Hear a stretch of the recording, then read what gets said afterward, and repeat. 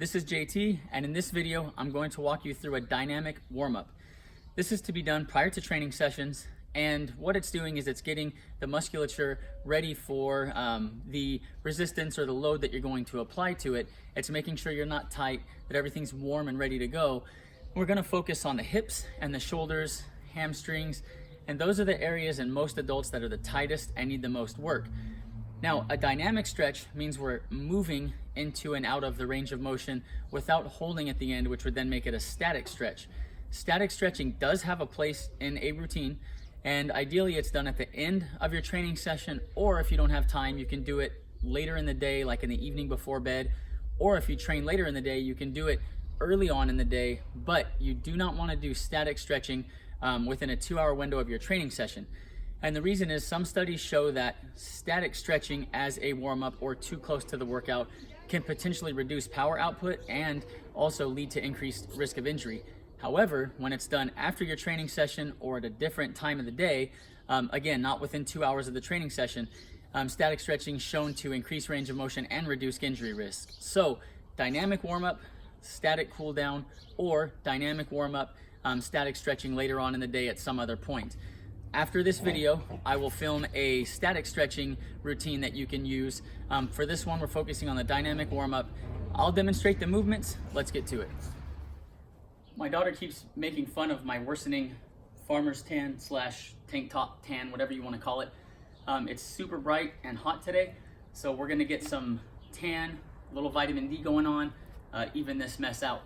Now, the first movement that you're going to do is going to be a soccer style kick. So you're just going to take a outside shoulder width stance and then rotate to where your hips are facing forward the same way the front foot is pointing.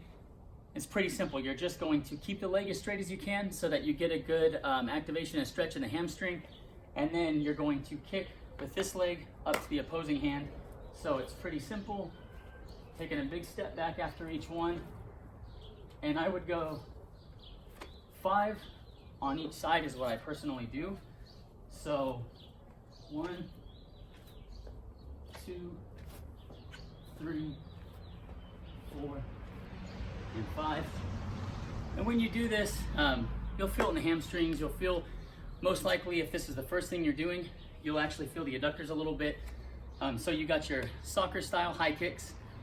From the soccer style high kicks, we're gonna go into a lunge with a twist. Okay, so what you're going to do is take a nice step forward, and so you're gonna have a nice wide, long step, and then what you're going to do is come down. When you come down into this lunge, you should really feel the quads. You should feel those quads stretching. Okay, you're gonna come down, and again, we're dynamic warm-up. So what we're doing is we are contracting and coming right back up. We're not holding a static stretch at the end. So you're going to come down, take the step. When you get to the bottom, twist toward the forward leg in the lunge. So twist this way. That's gonna bring iliac crest, some lateral part of the body into the movement. Okay, you're gonna, next one, so you can see how I'm doing this, it's very simple. You're not holding the stretch at the bottom again, you're just dynamically moving in and out.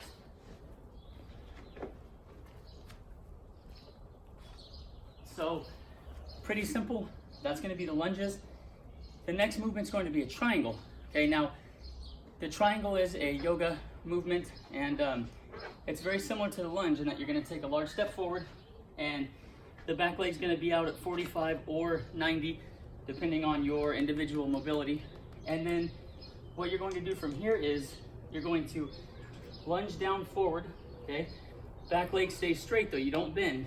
And then you're going to take the fingertips, point them down at the ground, and just reach up to the sky. And then you're going to step back up. Other side, come down, reach up. You can alternate these the way that I'm doing, or you can go down 5 reps on one side, 5 reps on the other side. When you lunge forward and you bring the fingertips down, and when you reach up, you're gonna feel this in the back of the shoulders.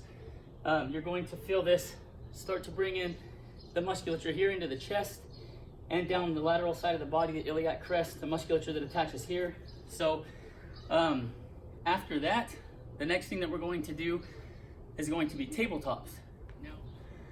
Next, we're going to do tabletops, which, as the name implies, you're going to be pressing the body up and wanting to have a flat surface similar to a tabletop. And these are great for this entire structure here, from the forearm to the bicep tendon, and then the anterior delts. And what you're going to do with these is you're just going to sit flat on the ground, feet flat on the ground, take your hands, point your fingers back, or you can go out at like 45 if that's more comfortable for the elbows. It won't matter. So go ahead and do that if you need to. And from here, what's going to happen is you're simply going to press up with the hips, okay? But when you press up, you want to press up and forward gently to help stretch this whole region. So the way that would look is you're going up, and then if you watch, slightly forward, okay? Back down, up and slightly forward. You want to ensure that you're not pressing up and backward. If you feel uncomfortable in the wrist area, the top of the hands, chances are you're pressing up and back, which is not what you want. It's up and gently forward. So again, the tabletops from this position, up and gently forward. And when you do this, when you get to the top and you're pressing gently forward, you'll feel it all through here. And that's how you'll know if you're doing it properly. 5 reps for tabletops is all you really need. But with any of these dynamic movements, if you want to do 10, you can certainly do that. I'm just trying to keep this short and sweet and give you a under 5-minute warm-up that you can do prior to each training session. From tabletops, the next thing that we're going to do is a cactus pose or cactus stretch. Terrible name, but this comes from yoga as well. And we're going to be doing this again dynamically. We're not holding the stretch at the end. We're just moving right in and right out of it. I'll demonstrate that next. All right, for the cactus, what we're going to do is lay face down, arms outstretched, crucifix style pose, like this. And then from here, what you're going to do is I'll keep my left arm straight, going to bend the right arm at 90 degrees like a wide push-up. And then what we're going to do is point the toe on the same foot to the hand that is in a push-up press position. And then you're going to gently press up and reach back with this leg, with my right leg. You're going to reach back and you're going to apply gentle pressure with this hand, and you're going to stretch out and come right back. Then you're just going to switch hands. You're going to reach that foot back, and you're just going to do this back and forth, alternating sides.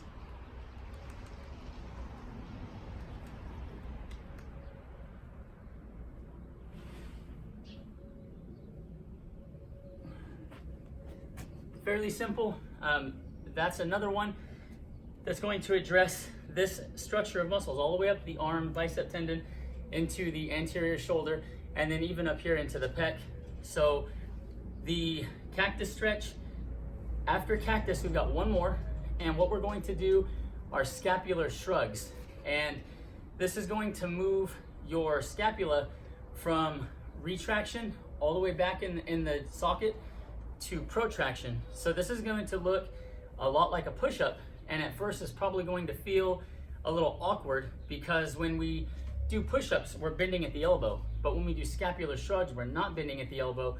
And the reason for that is that the whole goal of this is simply to get that scapula moving forward and backward throughout the range of motion. Most adults have terrible scapular control, scapular muscle control, and it's simply because even if we weight train and resistance train, most movements are done with the scapula in the center. With the joint centered, and so we very rarely or very seldom are actually moving that shoulder joint through elevation, through retraction, protraction, depression. So this joint moves 360, okay? Plus it moves in every direction. And so if you're not used to moving that joint through those ranges of motion, this is gonna feel awkward.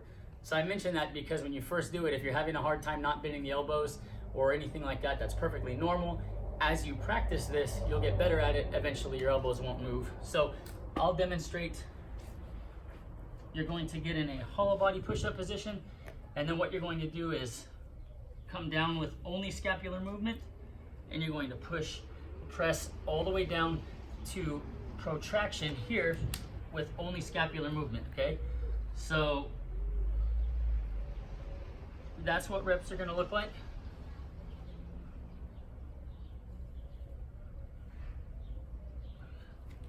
So that's what your reps are gonna look like in that scapular shrug. And those 6 movements being done prior to a training session are going to have your lower body musculature, your shoulders, and the obliques and muscles attaching to iliac crest throughout the hips. All that stuff's gonna be ready to go. And by doing a dynamic warm-up like that, you reduce your risk of injury. Like I mentioned before, in the next video, I'll get to your static cool down or static stretching that you do in a separate session or after you're done working out.